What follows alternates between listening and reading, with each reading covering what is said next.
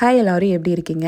இன்றைக்கி வீடியோ நம்ம சப்ஸ்கிரைபர் ஒருத்தவங்களுக்காக தான் ஓப்பன் பண்ணி காமிக்க சொல்லியிருந்தாங்க. சிறுதானியத்தை எல்லாமே இடது பக்கம் இருக்கிறது குதிரைவாலி, வலது பக்கம் இருக்கிறது வரகரிசி. பார்க்குறக்கு ஒரே மாதிரி தான் இருக்கும். அந்த பேக்கேஜ்லேயே பின்னாடி பார்த்தீங்கன்னா இன்ஸ்ட்ரக்ஷன்ஸ் கொடுத்துருப்பாங்க எந்த மாதிரி சமைக்கணும்னு. இன்னொன்று, இந்த அரிசிக்கு எந்த ரெசிபி ரொம்ப பெஸ்ட்டாக இருக்குமோ அதை தான் பின்னாடி கொடுத்துருப்பாங்க. வரகரிசியில் புலாவும் குதிரைவாலிக்கு பிசிபெல்லாபாத்தும் கொடுத்துருக்காங்க. 5லிருந்து 6 மணி நேரமாவது நல்லா ஊற வைக்கணுங்க. நான் காலையிலேயே ஊற வச்சிருவேன். மதியம் சமைக்கிற மாதிரி இருந்தால் 1 கப்புக்கு 2 கப் தண்ணி விட்டு கொஞ்சம் உப்பு போட்டுக்கோங்க. மீடியம் ஃப்ளேம்லேயே ஓப்பன் பாட் மெத்தட்லேயே விட்டுருங்க. நல்லா தண்ணி வற்றினதுக்கப்புறமா சர்வ் பண்ணிக்கலாம்.